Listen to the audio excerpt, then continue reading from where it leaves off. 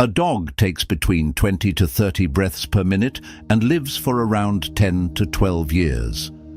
A human breathing 12 to 20 times per minute can reach an age of 80 to 100 years, but the tortoise, a creature that inhales just 3 to 5 times in a minute, can live for 500 to 600 years. This simple observation reveals a profound truth. The slower and deeper the breath, the longer life extends. The ancients understood this mystery and realized that by reducing the speed of breath while increasing its depth, one could extend life. They did not measure life in years or months, but in the number of breaths taken. This insight led them to develop techniques that could slow the breath naturally, creating a state of harmony between the body and mind. Most people today are unaware of their breath.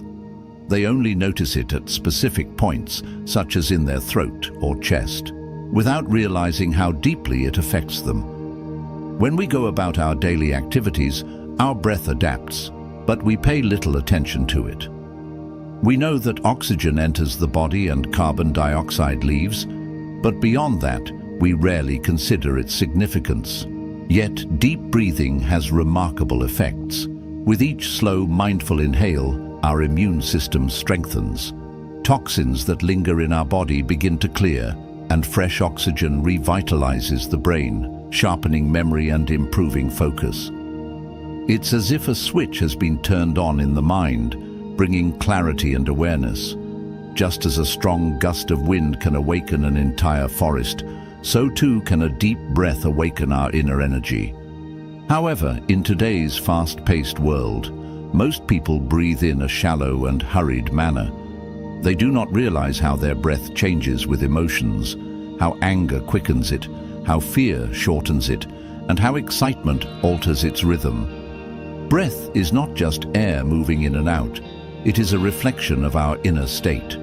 And when controlled properly, it becomes the gateway to self-mastery.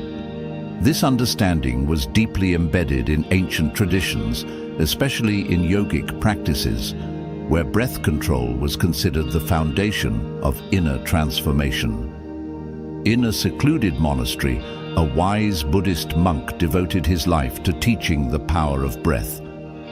He had spent years meditating in the remote caves of the Himalayas, uncovering hidden truths about human existence. Now, he shared this knowledge with his disciples, guiding them toward self-realization. One evening after supper, the most intelligent disciple of the ashram approached the monk. His face bore a look of deep contemplation. The monk, noticing this, smiled knowingly.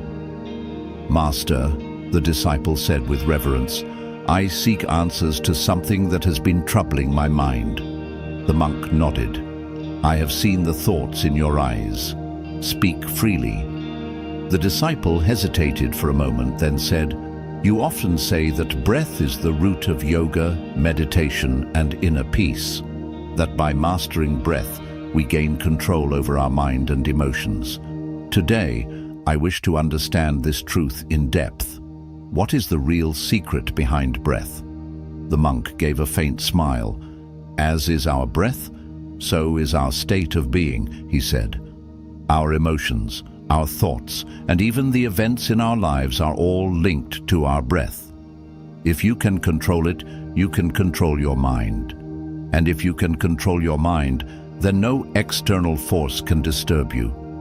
A true seeker is one who does not let the world dictate his state of mind." The disciple leaned forward, completely absorbed in the conversation. The monk continued, "Have you ever observed a river? A river that rushes fast, crashes against rocks, and loses its energy quickly. Compare that to a still lake, calm, deep, and undisturbed. The breath is much like this. Those who breathe fast and shallow burn their energy quickly. They are restless, anxious, and easily disturbed. But those who breathe deeply, slowly, and with awareness, they preserve their energy, extend their life, and find peace within." The disciple listened intently, realizing that his own breath was often fast and uncontrolled. "But Master," he asked, If breath is so powerful, why do our emotions control it? Why does it change when we feel anger, desire, or fear? The monk's expression turned serious. That is the greatest challenge, he said. To control breath is to control emotion, and to control emotion is to master life itself. When anger rises, the breath quickens. When fear takes hold, it shortens. But if you consciously slow your breath during distress, you can control the storm within. This is the secret of self-mastery.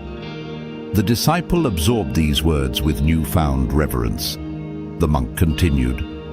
Most people let the outside world dictate their inner state. When they are insulted, their breath changes. When they face hardship, their breath trembles. They are like leaves blown by the wind, powerless against the forces around them. But the true seeker turns inward. He becomes the master of his breath, and in doing so, he becomes the master of his fate. The disciple pondered this deeply. But Master, he asked, how does one begin? How does one break free from these patterns and truly take control of the breath? The monk smiled. By watching, he said simply. Watching, the disciple repeated, confused. Yes, the monk affirmed. By observing the breath at all times. Do not force it. Do not try to control it.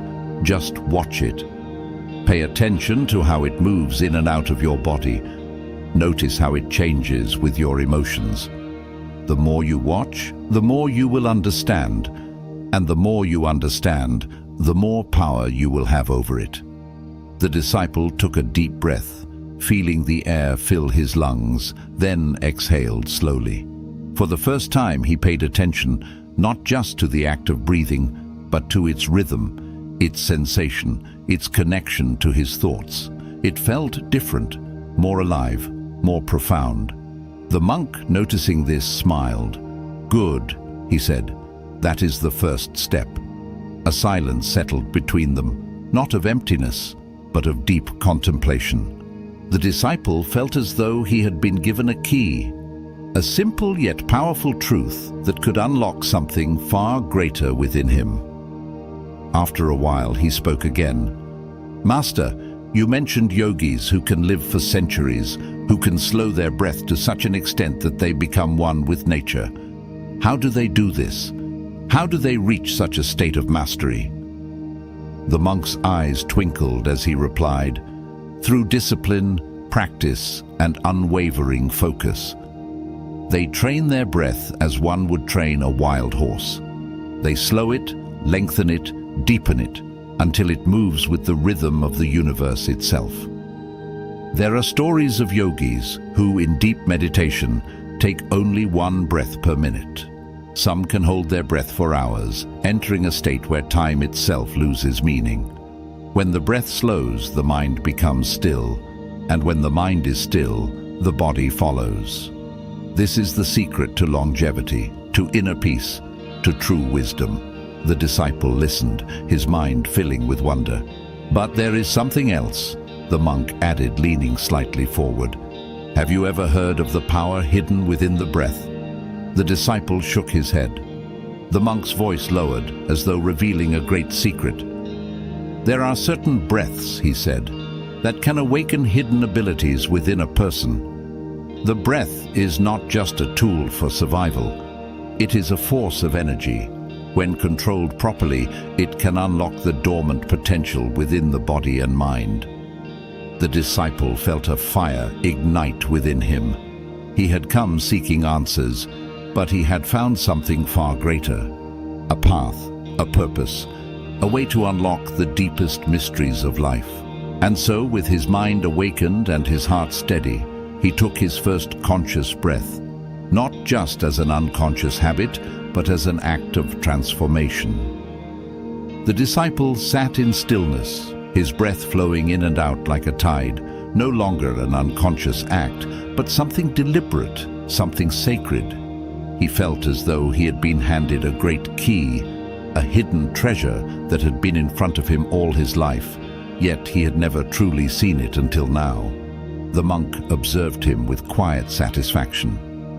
"Master," the disciple said after a moment of silence, "you spoke of yogis who slow their breath to such an extent that they live for centuries. How is this even possible? How can something as simple as breath influence the length of one's life?" The monk smiled, sensing the hunger for knowledge in his disciple's voice. "It is not breath alone," he said. "It is the mastery of breath.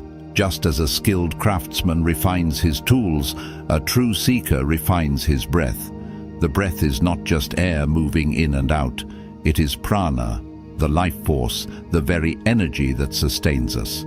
And those who learn to preserve and control it can extend their existence far beyond what is thought possible." The disciple was entranced. "But how, Master? What exactly happens in the body when the breath is slowed?" The monk's eyes gleamed as he began to explain. "When the breath is deep and slow, the body enters a state of profound relaxation. The heart beats slower, the organs function with greater efficiency, and the mind becomes clear. The unnecessary waste in the body is removed more effectively, reducing the wear and tear on the cells. This is why a tortoise, which breathes only a few times per minute, can live for hundreds of years, and why a dog, which breathes rapidly, ages quickly.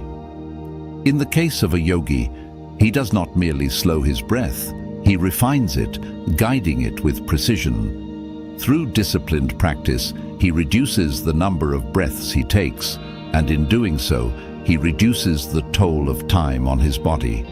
His heart does not overwork itself, his mind does not waste energy in restless thought, and his life force is preserved. The disciple was captivated by these revelations.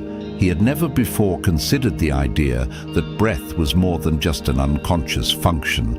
It was the very rhythm of life itself.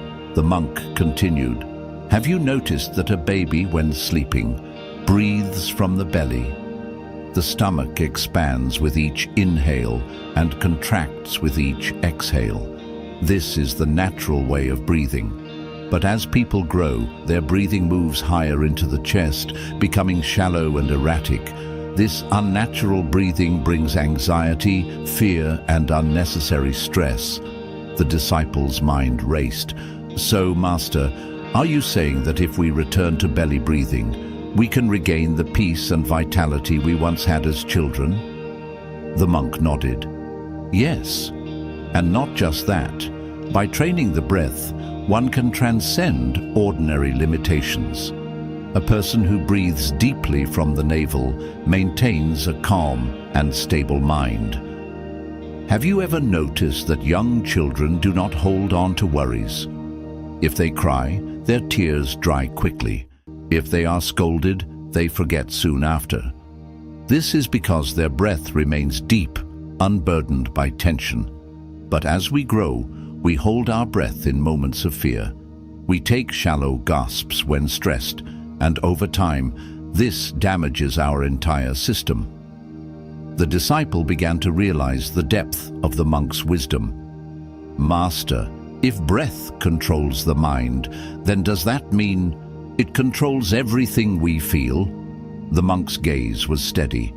"Yes, all emotions are linked to breath. The breath changes when anger arises, when desire surfaces, when fear grips the heart.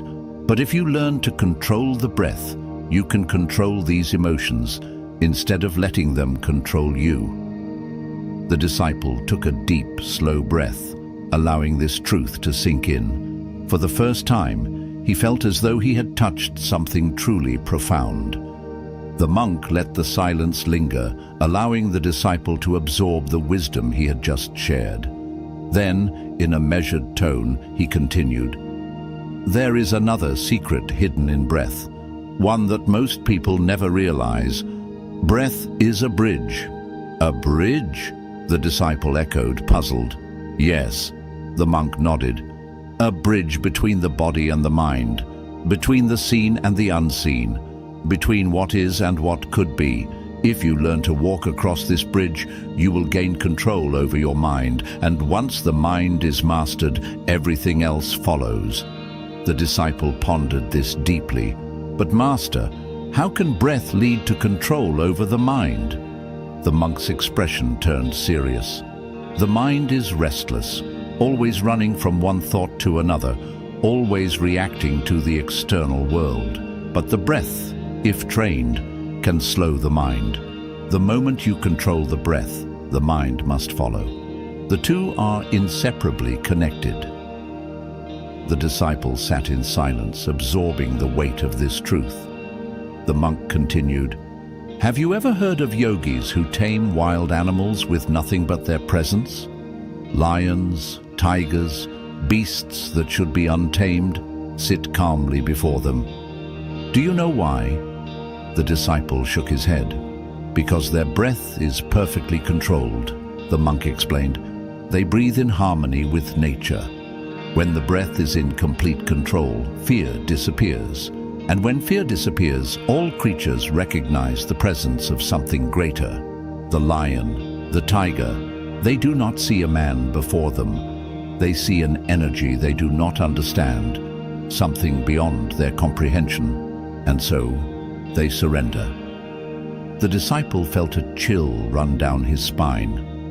"So, Master, does that mean by controlling breath, one can gain control over the world around them?" The monk smiled. "Not in the way you are thinking. The world outside is merely a reflection of the world within. When you control your breath, you do not control the universe. You become aligned with it. And when you are in harmony with the universe, all things flow effortlessly." The disciple bowed his head, overwhelmed by the depth of this wisdom. The monk looked at the young disciple with warmth. "Now you see, breath is more than survival. It is the essence of life itself." The disciple's mind was racing. "Master, is this why you say that those who master breath can master time itself?" The monk nodded. "Yes. When you slow your breath, time seems to slow with it. Your body does not age as quickly. Your mind does not wear down from constant stress. The great yogis of the past did not fear death, for they understood that by mastering their breath, they could extend their existence far beyond what is believed possible."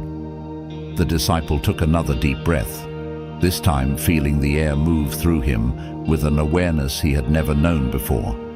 He realized that he had spent his entire life breathing without truly understanding it. The monk watched him with knowing eyes. "Now, your journey begins. From this day forward, do not breathe unconsciously. Let every inhale be mindful. Let every exhale be deliberate. The more awareness you bring to your breath, the more you will uncover the mysteries of existence." The disciple bowed deeply, gratitude swelling in his heart. He had come seeking answers, but he had found something far greater, a path, a purpose, a truth that could change his very being. And so, with newfound awareness, he took his first conscious breath, not just as an unconscious act of survival, but as the beginning of a transformation that would last a lifetime.